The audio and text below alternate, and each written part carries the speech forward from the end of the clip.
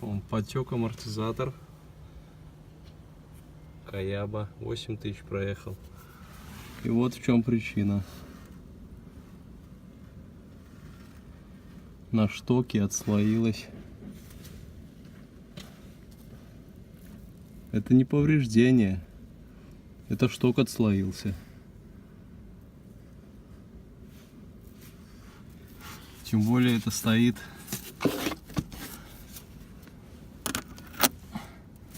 уровень вот тут.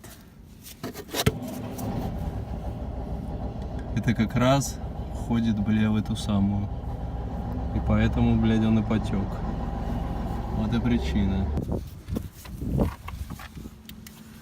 Получается, что это трещина. Не трещина, как ее назвать. Я не знаю, что это.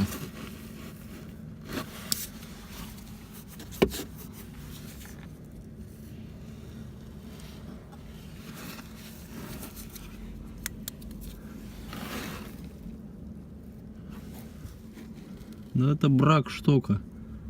Это не поцарапано, ничего, он аж вылез в двух местах. Я не знаю, как такое возможно вообще. Она находится внутри.